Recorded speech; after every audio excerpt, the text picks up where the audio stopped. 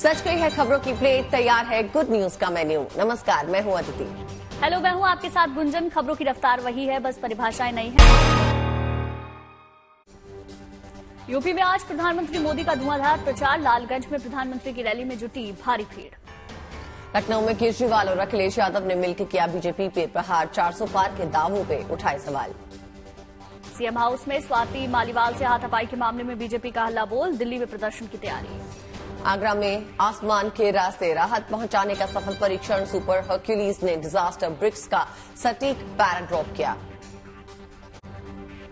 Ukraine ने बनाया दुनिया का पहला स्टेल्थ टेक्नोलॉजी से लैस सबमरीन। दुश्मन के रडार की पकड़ में नहीं आती खुफिया पनडुब्बी।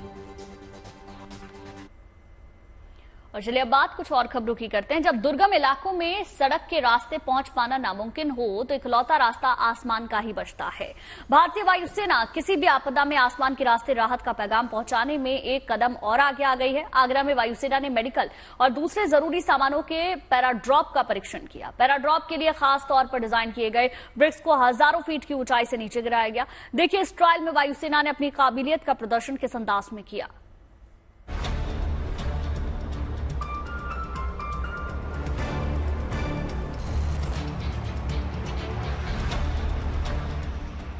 आगरा के आसमान में जब वायुसेना की बाहुबली की एंट्री हुई तो सभी की नजरें इस विशालकाय विमान पर टिक गई। अनंत आकाश में C-130 सुपर हरक्यूलिस विमान वायुसेना की ताकत का प्रमाण है और आगरा में ये एक खास मकसद से उड़ रहा है।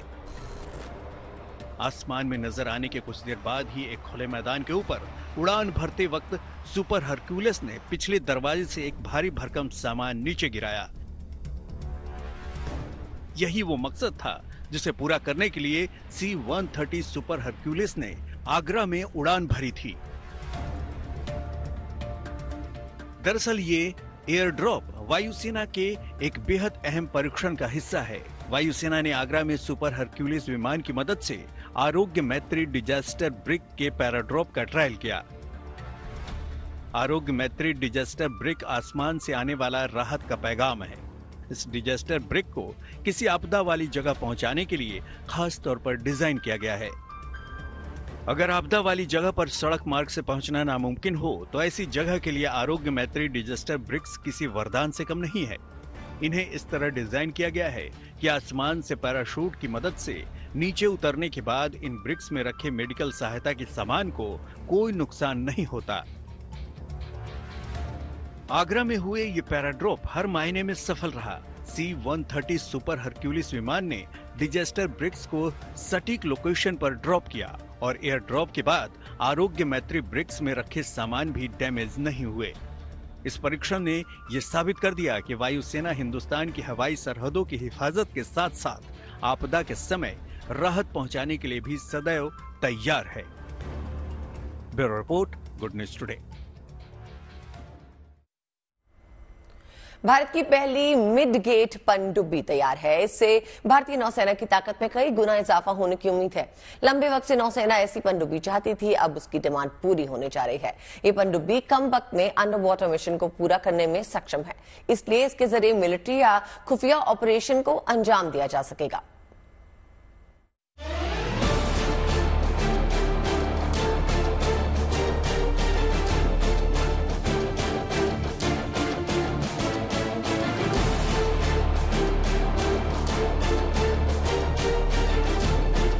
समंदर का ताकतवर और चालाक योद्धा, छोटा है पर बड़े काम का।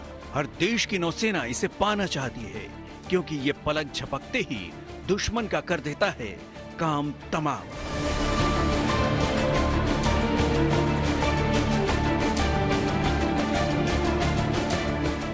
यह है मिडगेट पनडुब्बी जो बिना शोर शराबा के बड़े से बड़े जहाज को पल भर में समंदर में मिला सकता है।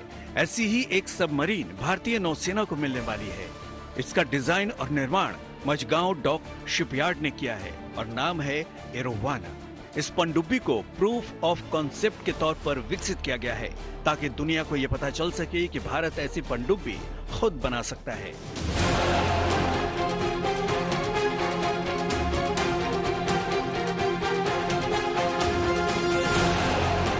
नौसेना मिडगेट पनडुब्बियों के इस्तेमाल से अपनी शक्ति कई गुना बढ़ा लेगी, क्योंकि नौसेना का मकसद समंदर के अंदर युद्ध लड़ने की काबिलियत और क्षमता को बढ़ाना भी है। ये अंडर वाटर वॉरफेयर टेक्नोलॉजी का पुख्ता प्रमाण है। इसके जरिए कम कमांडो के साथ किसी भी तरह का मिलिट्री ऑपरेशन या खुफिया मिशन को अंजाम दिया जा सकता है। एरोवाना गहरे और छिछले पानी दोनों में गोता लगा सकती है, तैर सकती है। ये भारतीय नौसेना के युद्धपोतों और अन्य पनडुब्बियों से जुड़कर नेटवर्किंग के जरिए दुश्मन को चकमा दे सकती है। साथ ही कई तरह के मिशन को अंजाम दे सकती है। ये स्टेल्थ है और बेहद एक्टिव भी। इसका फायदा समुद्री जांच पड़ताल में भी मिल सकेगा। सूत्रों के मुताबिक इसकी लंबाई 12 मीटर है। इसकी गति करीब 2 नॉट है, यानी कम स्पीड है। इसे फिलहाल एक ही आदमी चलाएगा। इसमें लिथियम आयन बैटरी लगी है, प्रेशर हल स्टील है, साथ ही स्टीयरिंग कंसोल है।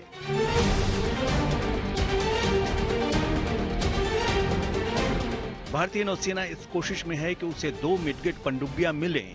इसके लिए 2000 करोड़ रुपए खर्च किए जाने की खबर है। इनका इस्तेमाल मार्कोस कमांडो भी कर सकेंगे।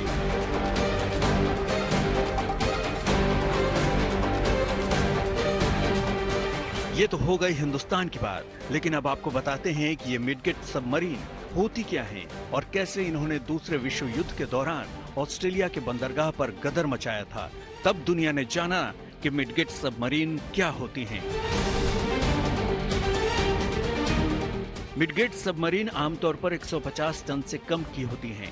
इसमें 1, 2 या कभी-कभी 6 या 9 लोग बैठकर किसी सैन्य मिशन को अंजाम दे सकते हैं। ये छोटी पनडुब्बी होती है। इसमें लंबे समय तक रहने की व्यवस्था नहीं होती, यानी कमांडो इसमें बैठकर जाएं और मिशन पूरा करके वापस आ जाएं। आमतौर पर इनका इस्तेमाल कोवर्ट ऑपरेशन के लिए होता है। ये किसी भी बंदरगाह पर पेनिट्रेशन के काम आती है।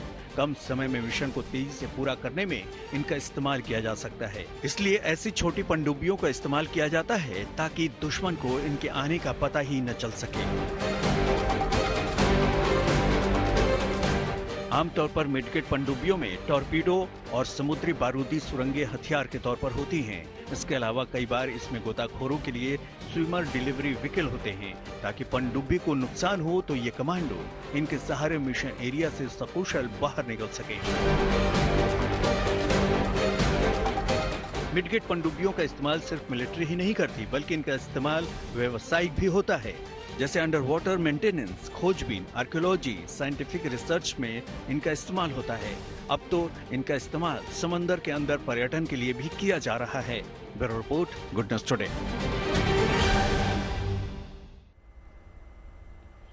देखिए, सिर्फ भारत ही नहीं, पूरी दुनिया स्टेल्थ टेक्नोलॉजी पे अरसे से काम कर रही है। यूक्रेन की एक कंपनी ने दावा किया है कि उसने दुनिया का पहला स्टेल्थ सबमरीन बना लिया है। इसका नाम है क्रोनोस। विशेषज्ञों का कहना है कि सबमरीन की वजह से रूस और यूक्रेन युद्ध का समीकरण बदल सकता है। क्रोनोस सबमरीन किसी एलियन शिप की तरह दिखती है, क्यों गुंजन? बिल्कुल। हालांकि पहले कंपनी ने इसका निर्माण रिपेयरिंग और सुपर रिच लग्जरी ट्रेवल के लिए किया था, लेकिन रूस से युद्ध के बाद कंपनी इसे स्टेल्थ सबमरीन में बदल दिया ताकि यूक्रेन की सेना इसका इस्तेमाल रूस के खिलाफ कर सके। जी, और इस पनडुब्बी का हल स्टील का है, जिसके चारों तरफ कॉम्पोजिट मटेरियल लगा हुआ है जो इसे रेडार से छिपा देता है। इसमें 10 लोग बैठ सकते हैं और पानी के अंदर ये 3000 किलोग्राम वजन उठा सकती है। सतह पे 10,000 किलोग्राम तक। क्रोनोस की अधिकतम गति 80 किलोमीटर प्रति घंटा है, लेकिन ये आमतौर पे 50 किलोमीटर प्रति घंटा की रफ्तार से ही चलेगी। ये पानी के अंदर अधिकतम 250 मीटर की गहराई तक जा सकती है, लेकिन आमतौर पर ये 100 मीटर की गहराई में काम करती है। ये डीजल और बैटरी पर चलती है। सिर्फ बैटरी के सहारे 18 घंटे पानी के अंदर रह सकती है। और डीजल जनरेटर और बैटरी की ऊर्जा से ये 54 घंटे तक पानी के अंदर रह सकती है। इसकी अधिकतम रेंज 1000 किलोमीटर है और ये अपनी फुल स्पीड में 180 डिग्री घूमने की ताकत रखती है। ऐसी एक क्षमता वाली ये पहली पनडुब्बी है। क्रोनोस का आकार माटारे मछली की तरह है, जो इसे पारंपरिक सिगार के आकार की पनडुब्बियों से ज्यादा स्टेल्थ बनाता है। इसमें लगा इलेक्ट्रिक इंजन और सोनार सोखने वाली कोटिंग इसे छिपकर वार करने या जासूसी करने की ताकत देते हैं। और ये टॉर्पीडो लॉन्च कर सकती है। साथ ही दुश्मन के जहाज या पनडुब्बी के बगल से बिना पता चले निकल भी सकती है। साथ ही दुश्मन की टॉर्पीडो या मिसाइल से बचने के लिए ये एकदम से दिशा बदल सकती है ताकि दुश्मन के हथियार फेल हो जाएं। बिल्कुल, चलिए अब आगे बढ़ते हैं। बात देवभूमि में चल रही चारधाम यात्रा की भी कर लेते हैं। चारधाम में दर्शन करने वाले श्रद्धालुओं की संख्या रोज नए रिकॉर्ड कायम कर रही है। 10 मई से शुरू हुई चारधाम यात्रा के लिए आने वाले श्रद्धालुओं की संख्या का आंकड़ा 3 लाख के पार है। चारधाम यात्रा के लिए देश के कोने कोने के साथ ही विदेश से भी श्रद्धालु पहुंच रहे हैं। सबसे ज्यादा श्रद्धालुओं की संख्या केदारनाथ धाम में रिकॉर्ड की जा रही है। अचानक उम्मीद से ज्यादा भीड़ बढ़ने से शुरुआत के कुछ दिन अव्यवस्था जरूर हुई, मगर अब सब ठीक नजर आता है, क्योंकि बढ़ती भीड़ पर काबू पाने के लिए शासन प्रशासन ने नई रणनीति बनाई है। यात्रियों की सुविधा के साथ साथ सुरक्षा का ख्याल रखा जा रहा है। हालांकि कई जगह पर यात्रा मार्ग सकरा है। ऐसे में भीड़ बढ़ने पर यात्रियों के जत्थे को कुछ घंटों के लिए रोक दिया जा रहा है। ऐसे में पुलिस और प्रशासन यात्रियों को संयम बरतने और अपनी बारी का इंतजार करने की सलाह दे रहा है। इसके अलावा अलग अलग तरीकों से मौसम और हर जरूरी जानकारी भक्तों तक पहुंचाने का काम भी जारी है। चारधाम यात्रा, अगर आप एक चारधाम यात्रा पे जाने की प्लानिंग कर रहे हैं तो आपको कुछ जरूरी बातों का ध्यान रखना होगा। जैसे यमुनोत्री से गंगोत्री की तरफ कई जगह पे रास्ते तंग हैं। ऐसे में वहां पर धीरे धीरे श्रद्धालुओं को आगे भेजा जा रहा है। अनुमान लगा सकते हैं कि लगभग 75% या लगभग डबल की संख्या में हमारे श्रद्धालु यहां आ रहे हैं, जो हमारे लिए सौभाग्य की बात है। लेकिन इसके साथ साथ कुछ चुनौतियां होती हैं। एक व्यवस्था का एक सिस्टम होता है, एक हम अपना एंटिसिपेट करके चलते हैं कितने यात्री आएंगे। लेकिन इन सारी चीज़ों को ध्यान में रखकर हम लोगों ने, जैसे मैंने कल ही केदारनाथ जी की और बद्रीनाथ जी की विजिट की, वहाँ की यात्रा पूर्णतः स्मूथ चल रही है, वहाँ कोई प्रॉब्लम नहीं है। संख्या आपके सामने है और आप देख रहे हैं। कदाचित इसी कारण से जब यमुनोत्री से चारधाम के लिए गंगोत्री की तरफ लोग जब मूव किए तो वहाँ पर कुछ यात्रियों को होल्ड करना पड़ा। हम लोगों ने होल्डिंग स्टेशंस भी बनाए हैं, जैसे वहाँ का रामलीला मैदान है उत्तरकाशी का।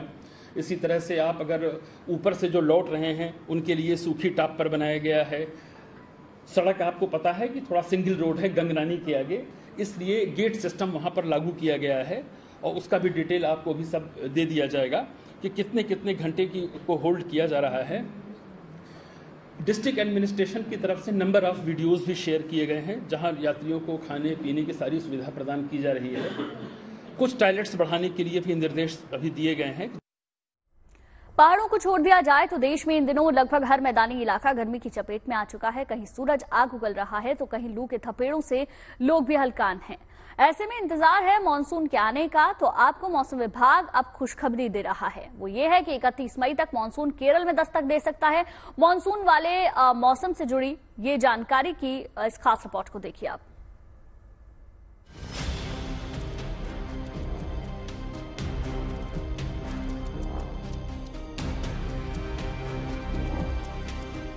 देश के एक बड़े भूभाग में 16 मई से गर्मी की तपिश और ज्यादा बढ़ने के आसार हैं। ऐसे में पंजाब, हरियाणा, दिल्ली, उत्तर प्रदेश, मध्य प्रदेश, बिहार, राजस्थान और गोवा में दोबारा लू का दौर शुरू हो सकता है। लेकिन इसी बीच मौसम विभाग ने एक खुश खबर भी दी है। दरअसल दक्षिण पश्चिम मानसून के इस बार 31 मई के आसपास केरल में दस्तक देने की उम्मीद है। हालांकि पिछले 2-3 दिन से खासकर गुजरात, महाराष्ट्र जैसे राज्यों में बेमौसम तेज बारिश ने चढ़ते पारे को लुढ़का दिया। तो वहीं मानसून से पहले ओडिशा, कर्नाटक, तमिलनाडु, आंध्र प्रदेश और केरल के कुछ हिस्सों में भी बारिश की स्थिति बनी हुई है। मगर अब मानसून की संभावित तारीख को लेकर आईएमडी महानिदेशक मृत्युंजय मोहपात्रा ने कहा कि ये जल्दी नहीं है, ये सामान्य तारीख के करीब है, क्योंकि केरल में मानसून की शुरुआत की सामान्य तारीख 1 जून है। आपको बता दें कि दक्षिण पश्चिम मानसून आमतौर पर 1 जून को केरल में प्रवेश करता है। इसके बाद ही ये सामान्यतः उत्तर की तरफ बढ़ता है और 15 जुलाई के आसपास पूरे देश को कवर कर लेता है, जिसके बाद सितंबर के मध्य में वापस चला जाता है। बताया जा रहा है कि आने वाले मानसून के तहत इस साल औसत बारिश 106% होने की उम्मीद है। मौसम विभाग ने पिछले महीने जून से सितंबर तक चलने वाले दक्षिण पश्चिम मानसून के दौरान सामान्य से ज्यादा बारिश होने का अनुमान जताया था। जून और जुलाई को कृषि के लिए सबसे महत्वपूर्ण मानसूनी महीना माना गया है, क्योंकि इसी अवधि में खरीफ फसल की अधिकांश बुआई होती है। हालांकि पिछले साल अनियमित मौसम से कृषि क्षेत्र प्रभावित हुआ था। आपको बता दें कि पिछले साल मानसून की शुरुआत 8 जून को हुई थी। फिलहाल तो देश के ज्यादातर हिस्सों में इस समय चुभती जलती गर्मी और हीट वेव का कहर जारी है। हर किसी की निगाहें आसमान की तरफ हैं। ऐसे में मौसम विभाग का मानसून को लेकर पूर्वानुमान अगर सही साबित हुआ तो जल्द ही गर्मी से आजिज आए लोगों का इंतजार बारिश की फुहारों के साथ खत्म हो सकता है। Bureau report, good news today. Varanasi के काशी विश्वनाथ मंदिर में इन दिनों भव्य सांस्कृतिक कार्यक्रम आयोजित किए जा रहे हैं। देश भर से आए कलाकार गायन, वादन और प्रस्तुति दे रहे हैं। गंगा सप्तमी के मौके पर आयोजित इस कार्यक्रम में हिंदुस्तान की सनातन संस्कृति का समावेश देखने को मिल रहा है। आयोजन का मकसद सनातन काल से कला और संस्कृति का केंद्र रहे मंदिरों में सनातनी परंपरा को पुनर्जीवित करना है।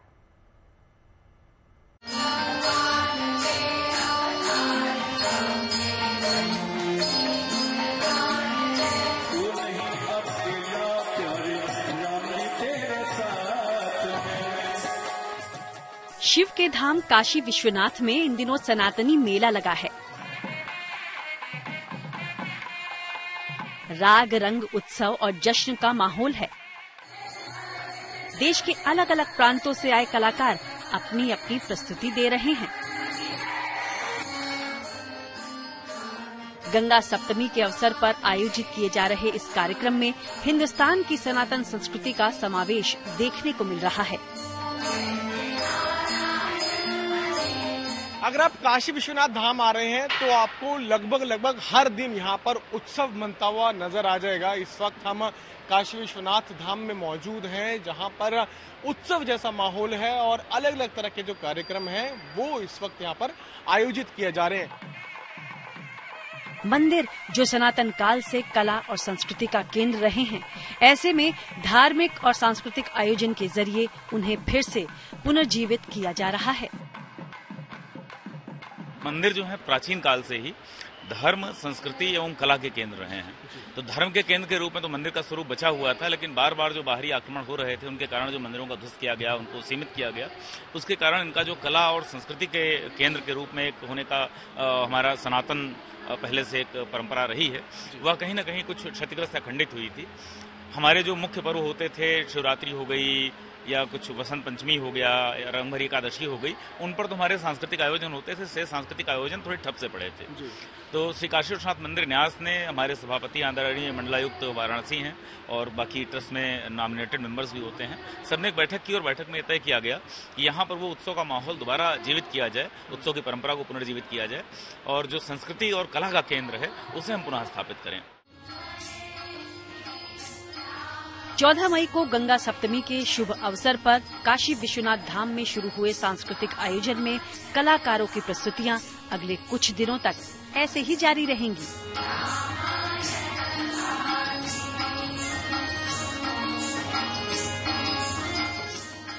इसी कड़ी में पुणे से आए कलाकारों ने गीत रामायण का मंचन किया। ये वही कलाकार हैं जिन्होंने राम के धाम अयोध्या में भी गीत रामायण का मंचन कर श्रद्धालुओं को मंत्र मुग्ध कर दिया था।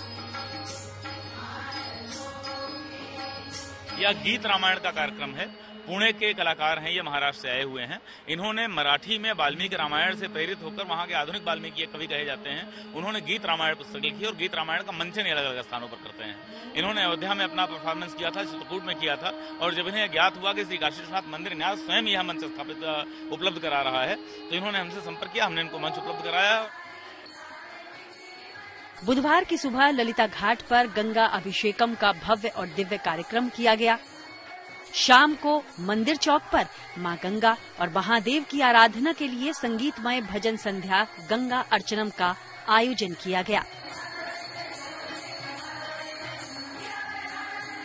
गंगा सप्तमी पर हो रहे इस आयोजन से पहले इसी साल महाशिवरात्रि नंदीश्वर महोत्सव का आयोजन हुआ। इसके बाद अक्षय तृतीया पर्व पर भगवान परशुराम अवतरण दिवस के उपलक्ष्य में विद्वत गोष्ठी का आयोजन हुआ और तब से सांस्कृतिक आयोजनों का ये सिलसिला लगातार जारी है। जितने सनातन पर्व हो सकते हैं, सभी का एक जो है एक एब्सोल्यूट कैलेंडर हमने पूरे वर्ष भर का बनाया है। आज के दिन जैसे आप यहाँ खड़े हैं तो कल की संध्या काल से गंगा सप्तमी की तिथि प्रारंभ हुई है। गंगा सप्तमी वह तिथि है जिसको सनातन धर्म में माना जाता है कि ब्रह्मा जी के कमंडल से ब्रह्मद्रव के रूप में गंगा जी जब भगवान शंकर की जटाओं के लिए उन्होंने प्रस्थान किया तो वह दिन गंगा सप्तमी है। तो गंगा सप्तमी का उत्सव आज हम काशी विश्वनाथ धाम में मना रहे हैं। न सिर्फ देश भर से आए कलाकार गायन वादन और संगीतमय प्रस्तुति देकर देश के गौरवशाली अतीत, उत्सव और सनातनी परंपरा को पुनर्जीवित करने में अपनी भूमिका निभा रहे हैं, बल्कि बड़ी संख्या में लोग भी ऐसे आयोजन में शामिल होकर सनातनी परंपरा का हिस्सा बन रहे हैं।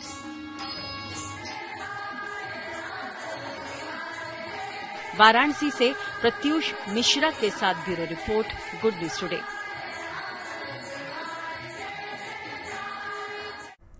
और अब बात उन लोगों की जो कल तक पाकिस्तान, अफगानिस्तान और बांग्लादेश में सताए जाते रहे हैं, लेकिन अब उन्हें भारत ने अपना लिया है। बुधवार को ऐसे 14 लोगों को भारतीय नागरिकता के सर्टिफिकेट सौंप दिए गए। भारत की नागरिकता पाकर कैसे सबने किया अपनी खुशी का इजहार, दिखाते हैं आपको।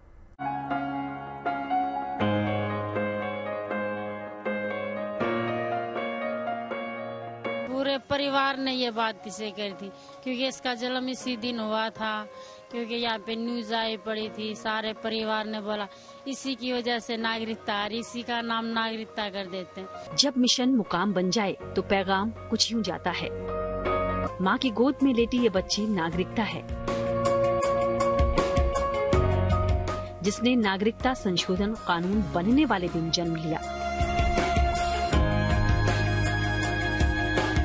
आज नागरिकता 4 साल की है।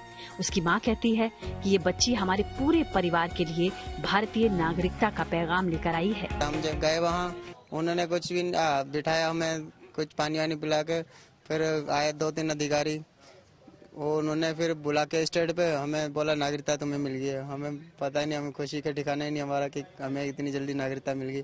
हाँ, मैं भारतीय हूँ, मैं भारतीय रहूंगी, और हमें कोई कहेगा पाकिस्तानी है तो हम जो वोटर कार्ड मिला हम वो दिखा सकते हैं। दिल्ली के मजनू का टीला में नागरिकता से शुरू हुआ भारतीय नागरिक बनने का सफर 15 मई बुधवार को इस परिवार के लिए खुशियों का पैगाम लेकर आया।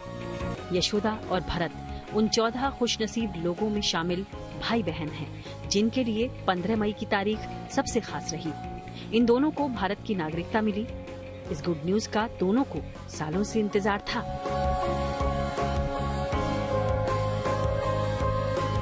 बस भगवान से बहुत बहुत धन्यवाद है, क्योंकि हमें नागरिकता मिली है, और मोदी जी से भी बहुत धन्यवाद है।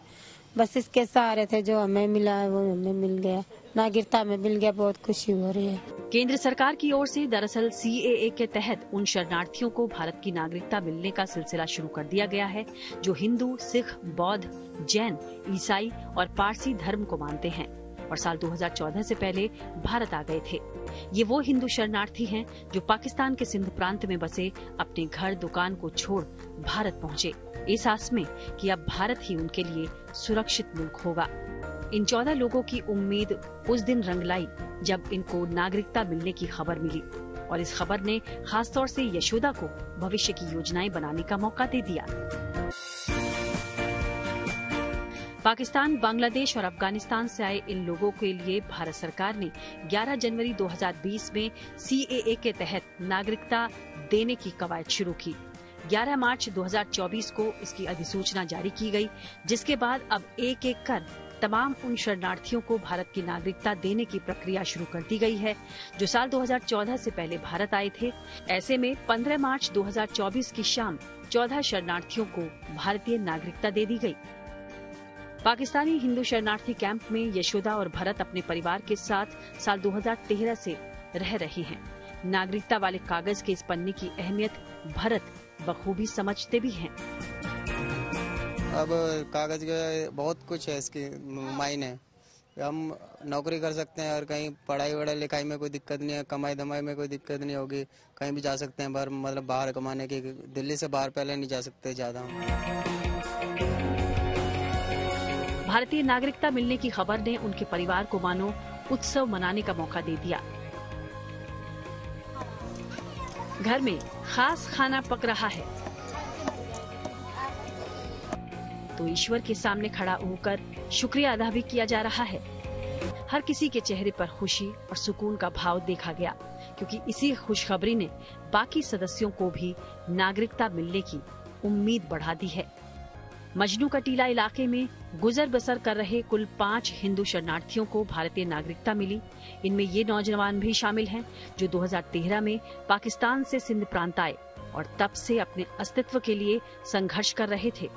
अब जब नागरिकता का पैगाम इनको भी मिला तो इनके चेहरे की खुशी देखने लायक थी। बहरहाल CAA के तहत भारत की नागरिकता मिलने का शुभारंभ हो चुका है। दिल्ली से नीतू झा के साथ bureau report, good news today. देखते हैं आज का विचार। महात्मा गांधी ने कहा है कि गौरव लक्ष्य पाने के लिए कोशिश करने में है, न कि लक्ष्य तक पहुंचने में। उम्मीद है खबरों के इस लंच टाइम में आपको पेट भर जानकारियां मिली होंगी। फिर होगी आपसे मुलाकात आपके इस खास कार्यक्रम में, लेकिन अच्छी खबरों के लिए आप देखते रहिए गुड न्यूज टुडे।